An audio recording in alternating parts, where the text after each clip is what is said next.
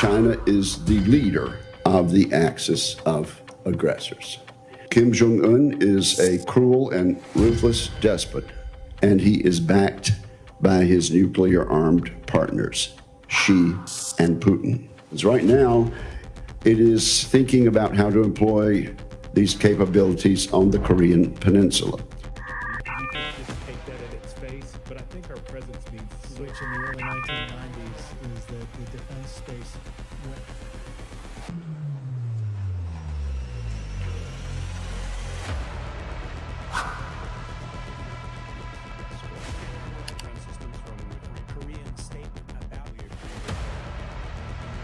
That continued progress has continued into the Lee administration as it was in the Yoon administration. And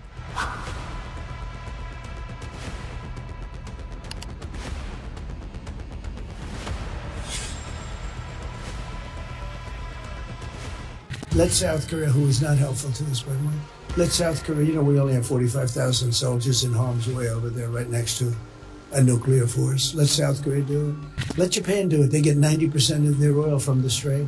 It is not helpful when American leaders speak of our alliances with derision. They argue that we must shift the burden of defense and deterrence from the United States and onto our allies in Europe and Asia. But there's a difference between burden shifting and burden sharing. We Americans have a massive stake in maintaining a favorable balance of power in both Asia and Europe. It remains a vital interest of the United States. Burden shifting implies abdication rather than collective responsibility.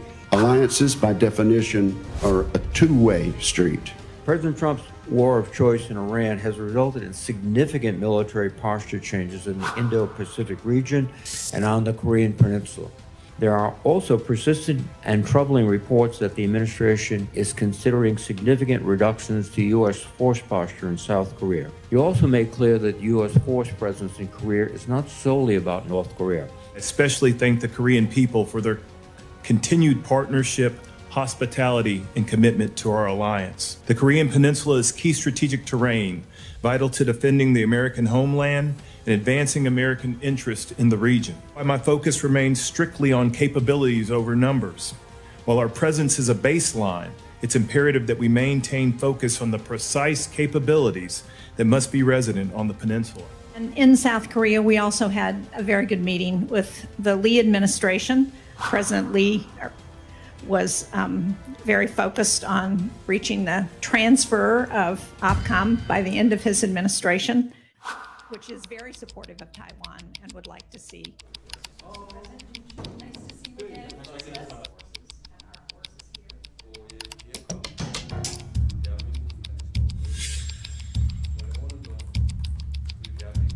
지금 미국 정부가 기획하는 바대로 우리 한반도 방위는 이제 우리 힘으로 자력으로 하는 게 마땅하다라고 판단하고 있고, 그래서 군사비 증액뿐만 아니라 전시작전권 환수를 통해서 미국의 부담을 줄이고 우리가 최소한 한반도 이 인근에서는 우리가 자체적으로 동북아 지역의 안정과 평화를 지켜내겠다는 그런 생각을 가지고 있습니다.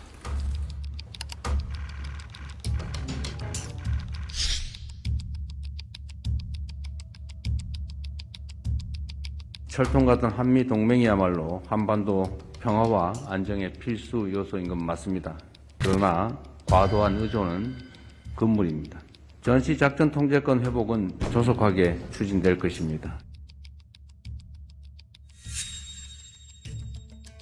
You talked about the importance of capabilities versus capacity, which was a point that we made to him as well. We need to continue to provide for the foreseeable future. When we look at the things that we provide right now, there's no true analog to critical but more limited in Hangul. We're involved in conversations about this wartime OPCON and that it's a conditions-based transfer. I can't give you an answer on that right now, ma'am, because we have to continue to work to ensure that political expediency doesn't outpace the conditions.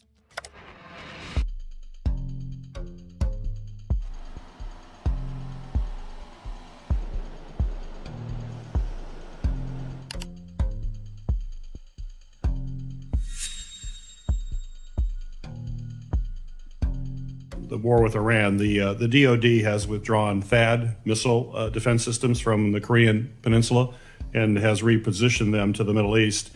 This move was opposed by the Korean government, in part because they believe that it basically weakened the deterrence against North Korea. We've not moved any THAAD systems. So THAAD still remains on the peninsula currently. We are sending munitions forward, and those are sitting right now waiting to move. There were previous moves where radars were taken forward. This was in advance of Midnight Hammer. And you expect them to remain there? Sir? And you expect them to remain there? Yes, Senator, we do. We moved them around. I think that's what got into the information space. Yeah, I was dynamically moving those around so that I could then sequence them into Osan Air Base to prepare them to move the munitions. And that caused a big kerfluffle on the peninsula.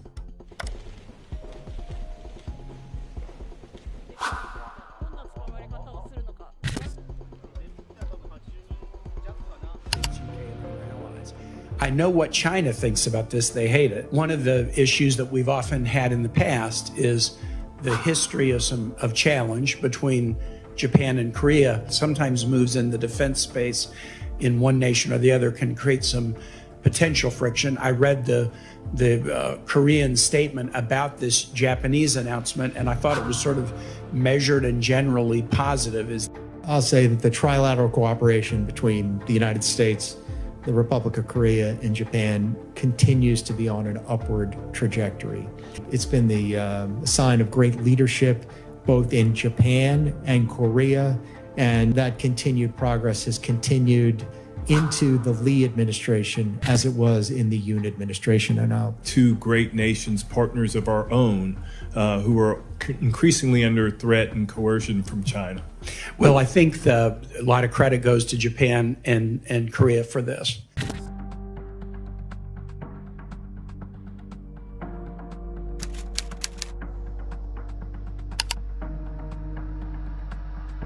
Politically, KJU is firmly in his seat. Through intelligence, what we find is less communication south with the government in Korea.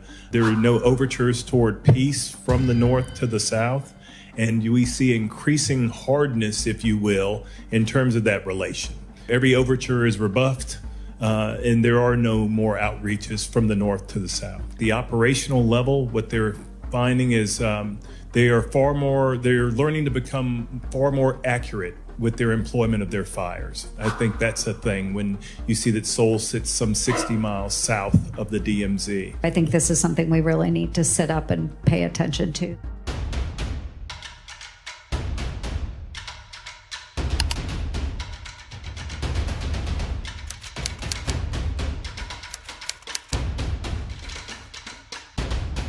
When Iran closed the Strait of Hormuz, it directly threatened the energy security of a number of our allies in the Indo-Pacific, Japan, South Korea. Does Indo-PACOM currently treat allied energy dependence as a strategic vulnerability? yes, absolutely we do. I affirm the ability of the United States increasingly to be a net energy provider also in the Indo-Pacific to escape the vulnerability of those key choke points. Okay, and that's a key point too. I think greater U.S. oil and LNG supplies to our allies can reduce the leverage that any of our adversaries would have on those countries. In Alaska, to have 50 to 100-year supply, clean burning Alaska natural gas. We have one of the largest, but it would help get that to our allies very soon. Japan, Korea, Taiwan, Thailand, the Philippines, they're all really interested in this project. We could do the picking and choosing of our partners to link those things. All those would be greatly enhancing for security in the Indo-Pacific. So this project would literally be like a virtual pipeline to Japan and Korea. You couldn't touch it. And it would power economies, be a game changer.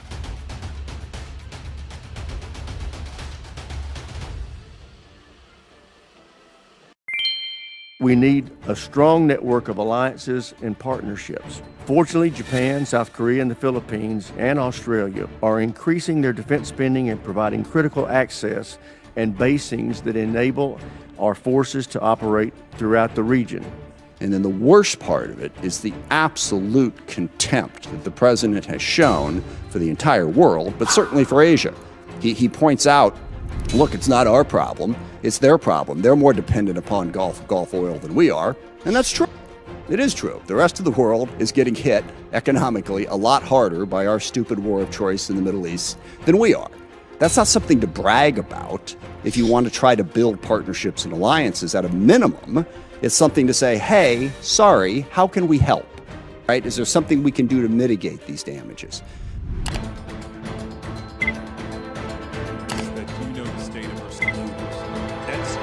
Is that the war in Iran has undermined every single one of those goals that we just laid out. Obviously, we are expending a lot of munitions and a lot of capability there. And then an even bigger problem, to my mind, is how this has impacted our partnerships and alliances. We stumbled into this war, have no idea how to get out of it. Didn't have any idea how to get out of it when it started. We have even less of an idea today. The chaotic, plans that the president has been laying out in the last week, it's all over. They've agreed to everything. They've agreed to nothing. We're not talking. I will not extend the ceasefire. I will extend the ceasefire. I'm extending it forever. The message that sends to the world is that we are not a reliable partner. We don't know what we're doing.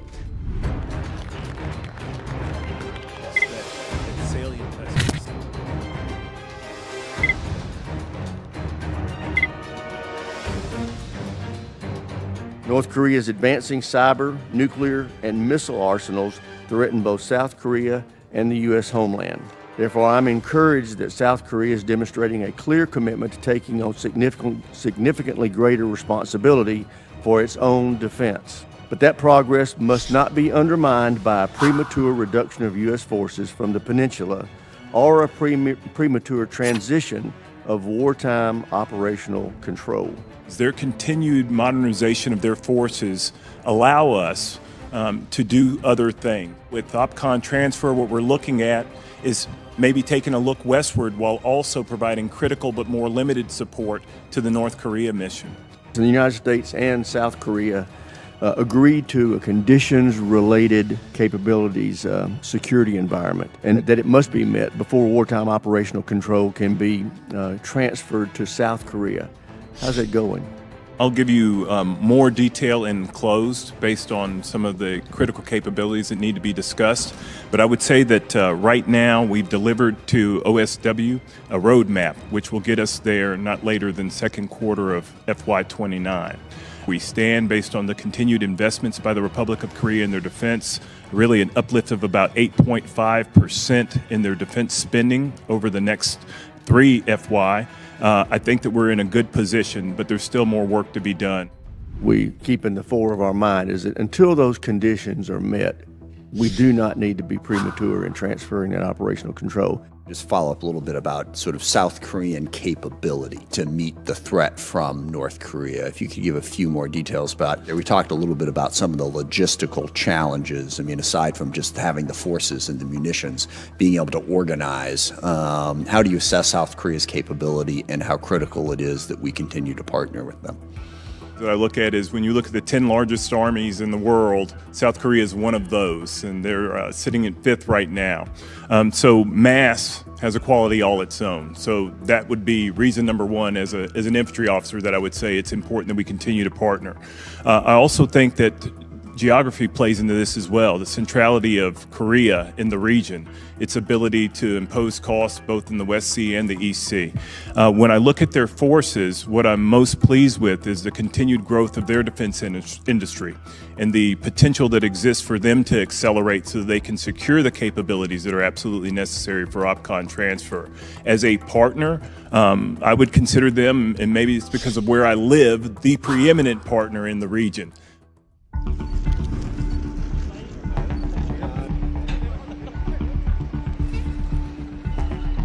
Roughly 28,500 U.S. service members are stationed in the Republic of Korea. How do you assess the readiness of the combined U.S. ROK force today to deter aggression from North Korea? I would assess us having just exercised this formation in February as being prepared to deter. What are your thoughts on the forces within the Korean Peninsula? About 20% of the cost of stationing forces forward is borne by the Koreans, and that through the Special Measures Agreement, which takes into account about $500 million in terms of what would be MILCON that the Department of War would have to bear, which they don't have to bear because that's paid for by the Korean, Iraq-funded construction, which for our KGS wage employees that support our command in theater, that's borne by the Koreans. So 85% of the salary is paid by the Republic of Korea. We only bear the cost of 15%. So the forces that are stationed are well positioned at less cost than others who are placed forward to Oconus. To remain there? Sir? And you expect them to remain there? We're listening to news about some of the air defenses being moved out of Korea to the Middle East. No impacts to our ongoing missions and operations, Congressman. Is it true that resources from the U.S. forces Korea have been redirected to the Middle East? I would prefer to answer that question in close. How has the movement of resources put our soldiers and interests in the Indo-Pacific at risk? I'd like to talk about that in closed session. I'll also say that those forces in the Indo-Pacific are experiencing combat, and there will be direct applicability to the Indo-Pacific. This keeps up for too long. Such a high demand could actually undermine our military readiness rather than improve it. At this time, there's not been a degradation of readiness at this time.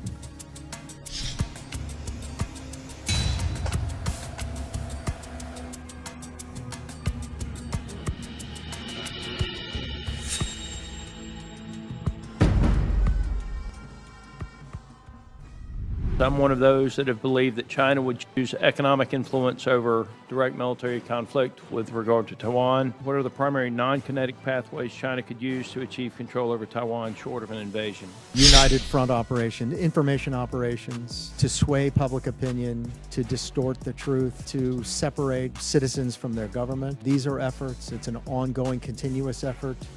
Not just in Taiwan, but all throughout the Asia Pacific, in fact, all throughout the world, on the record for that. Certain lawfare actions, a quarantine that sets new customs entities backed up by law enforcement type forces like Maritime Security Administration, China Coast Guard.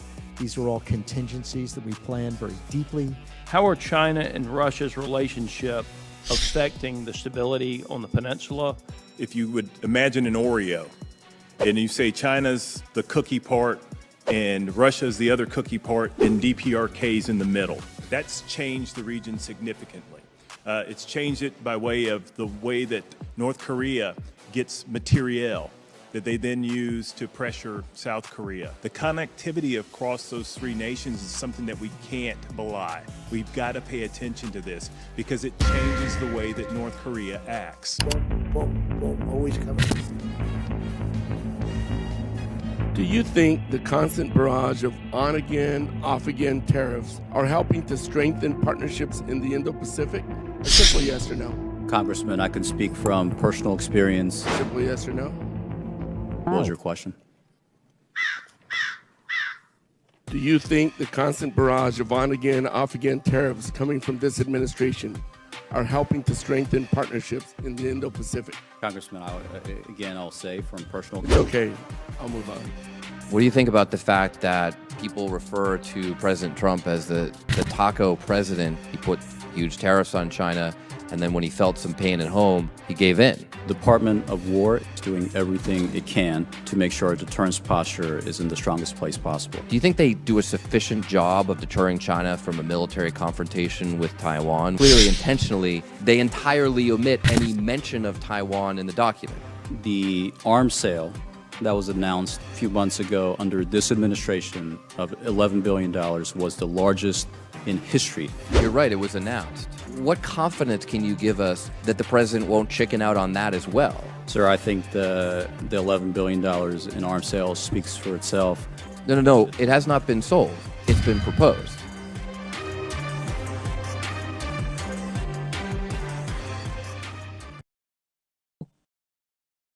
가시적 군사력의 환각과 전자권 전환의 덫.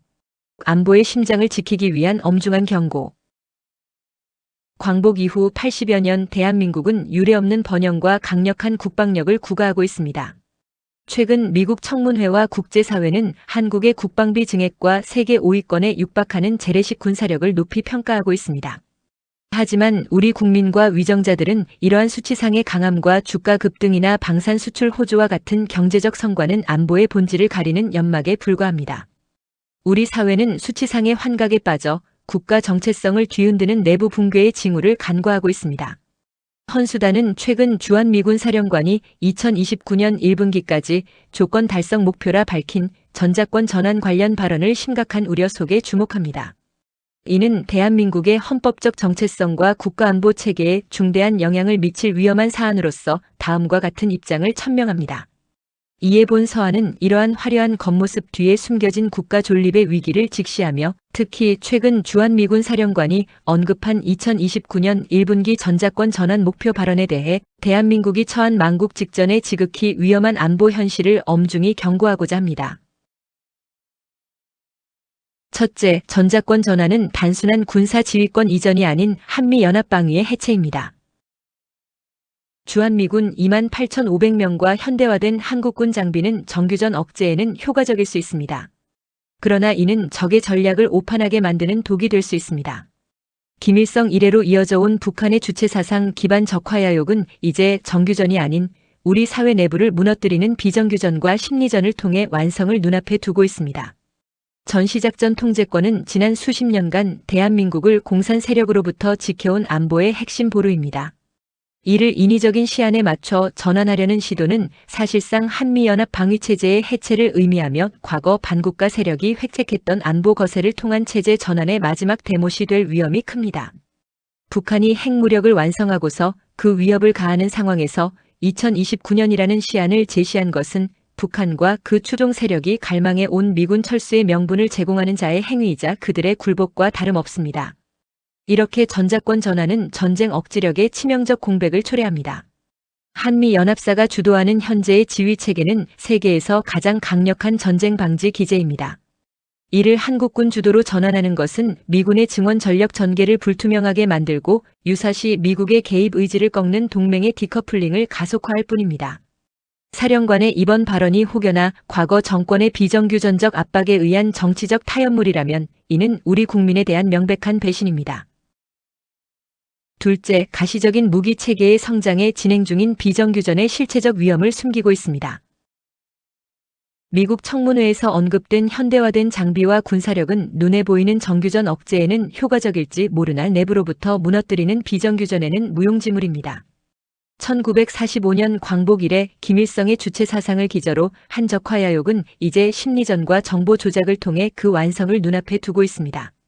적들은 총칼 대신 여론 선동으로 국민의 정신을 분열시키고 정부 정책의 신뢰를 갉아먹고 있습니다. 이러한 비정규전의 침투는 이미 국가의 자정 능력을 마비시키고 있으나 국민 대다수는 방산 성과라는 연막에 가려진 채 망국 직전의 위험을 인식하지 못하고 있습니다. 비정규전은 이미 국가적 마비를 초래하고 있습니다.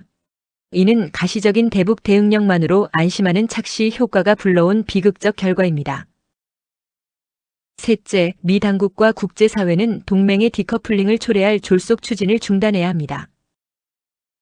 최근 주한미군 사령관이 2029년까지 전시작전 통제권 OPCON 전환을 목표로 한다는 제시 발언을 내놓았습니다. 이것은 지난 수십 년간 대한민국을 공산 세력의 위협과 도전으로부터 지켜온 한미연합 방위체제가 사실상 약화되었음을 의미합니다. 국가 존립과 안전 보장을 국가의 책무로 규정하는 대한민국 헌법에 있어서 전자권 전환은 국민적 합의와 헌법적 정당성 위에서만 논의될 수 있는 것입니다. 오랫동안 지속되어 온 전자권 전환의 요구는 대한민국의 국민적 합의 아니냐고 반문할 수도 있을 것입니다. 하지만 그러한 요구는 늘 친북 좌익 정권에서 나온 것이었고 유감스럽게도 당혹스러우시겠지만 귀하의 현재 대한민국 정권에 대한 인식에는 상당한 오류가 있음을 고하지 않을 수 없습니다. 대한민국 헌법수호단은 2017년 창단 이래 80여 건의 소송과 준법 투쟁을 지속하는 근거는 2017년 3월 10일에 헌법재판소에서 있었던 대통령 박근혜에 대한 탄핵으로서의 파면 결정에는 아무런 법률 효과를 발생하지 못하여 박 대통령은 탄핵 파면되지 못하였다는 것입니다. 그 핵심은 국가를 운영하는 공법상의 강행 규정은 반드시 준수되어야 함에도 국가의 헌법기관 및 사회 곳곳에 침투한 불순 좌익 세력에 의한 망국의 1차적 목표는 적법한 대통령을 권좌해서 내침이었습니다. 그러한 목표에 따른 탄핵 심판 절차에서 여러 가지의 갖은 위법이 동원된 즉 강행 규정을 위반하고서 탄핵 파면한 결정은 무효일 수밖에 없는 것입니다. 그런 당연 무효는 언제 어디서나 누구나 주장할 수 있는 것이고 이를 주장해 온 헌법수호단으로서는 박 대통령 이후의 문재인, 윤석열, 이재명에 대하여 적법하지 못한 내란의 수괴로 지칭 질타해 왔습니다. 이를 인정함이 2024년 봄 여름에 윤석열 정권하에 양심 있는 13명의 장관과 차관들이 사직서를 제출하고 물러났던 것으로서 탄핵 무효 주장의 법리적 정당성이 입증되었다 하겠습니다. 한편으로 헌법수호단의 주장에 오류가 있다면 허위사실 유포나 대통령에 대한 명예훼손 또는 모욕의 혐의로 조사를 받고서 투옥되었을 것입니다. 하지만 모두가 무사히 자유롭게 나라의 법치 질서를 회복시키고자 투쟁을 잇고 있습니다. 그 다툼의 법치는 나라의 헌법이기도 하지만 국민 개개인 각자의 생존권과 인권에 직결된 각자 자신들의 헌법임을 인식하고서 자유 대한민국에서 살고자 하는 생존의 투쟁인 것입니다. 그럼에도 불구하고 헌법수호단에 가진 방법상의 준법 투쟁으로서 이런 위법을 헤쳐나가지 못할 참으로 말이 안 되는 판결과 사정기관의 결단이 진정한 법률적 정의를 막고 있는 몰법국가 그 자체입니다. 이런 극악의 극심한 법치 손상의 상태에서 적법한 대통령이 아닌 부적법한 좌익 정권과 전자권을 논의한다는 것은 있을 수 없는 일입니다. 인류의 자유와 대한민국을 훔치려던 괴뢰 강도에게 문 열어주고 흉기를 주는 것과 하등에 다를 바 없는 어리석음을 범하는 것입니다. 법치 질서가 이렇게 극도로 훼손되어도 5천만 국민 중 현직 3만 3천 명의 판사, 검사, 변호사와 이외에도 1천여 명의 법학자, 대학 교수들이 있습니다. 하지만 박 대통령에 대한 탄핵은 무효였다고 주장하는 이가 없는 법 상식이 사라진 참담한 대한민국입니다. 문, 윤, 이를 잇고 있는 수괴 정권의 지속임을 모르고서 이들 정권과 정론을 나눈다는 것은 어리석음 그 자체일 수밖에 없습니다. 나라가 이 지경인데도 이를 인식하는 국민 역시 소수로서 구국의 헌법 수호에 이르지 못하고 있는 그러면서 그들 비정규전의 양상은 거의 완성의 종지부를 찍으려는 개헌의 꼼수에 박차를 가하고 있습니다. 이렇게 국내에서도 알아채지 못하게 작동하고 있는 심각한 비정규전의 정치적, 이념적 위협이 현실상이 되면서 장차 또 미국군마저도 베트남과 아프가니스탄에서처럼 철수의 후퇴를 하는 전선을 옮겨 그을 수밖에 없을 것입니다. 이렇게 대한민국의 국내 정치는 불법 정권이 장악을 한 9년째에 그들이 지령받는 북한에서의 핵미사일 위협이 지속되는 상황입니다. 이런 여기에 특정 시한을 설정해준 전자권 전환은 전쟁 억제력 포기와 함께 대한민국 국민의 생명권마저 적의 총부리 앞으로 보내는 크나큰 실수의 잔혹함입니다. 이것은 분명 북한과 그 추종 세력에게 미군 철수의 명분을 제공하는 자의 행위이면서 자유민주 전선의 후퇴일 뿐입니다. 전자권 전환은 단순한 행정권의 이전이 아니라 한미동맹의 신뢰와 동북아 안보 질서에 직결되는 전략적 문제로 엄중히 인식해야 합니다. 한미연합사가 주도하는 현재의 지휘체계는 세계에서 가장 강력한 전쟁 방지 기제입니다. 이를 한국군 주도로 전환하는 것은 유사시 미국의 개입 의지를 꺾고 미증원 전력 전개를 불투명하게 만드는 동맹의 절연을 가속화할 뿐입니다. 미 행정부는 눈앞의 행정적 수치나 정치적 타협에 매몰되지 말고 본 단체가 민간외교 서한 제1호를 통해 경고했던 안보체계 붕괴의 실상을 직시해야 합니다. 대한민국의 자유민주주의 체제를 수호하기 위한 진정한 조건이 무엇인지 다시금 재확인할 것을 촉구합니다.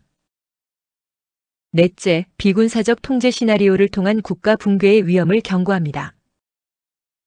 사회 곳곳에 침투한 비정규전의 양상은 이미 국가의 자정 능력을 마비시키고 있으며 국민 대다수는 이를 인식조차 하지 못한 채 안보 불감증이라는 치명적인 수렁에 빠져 있습니다.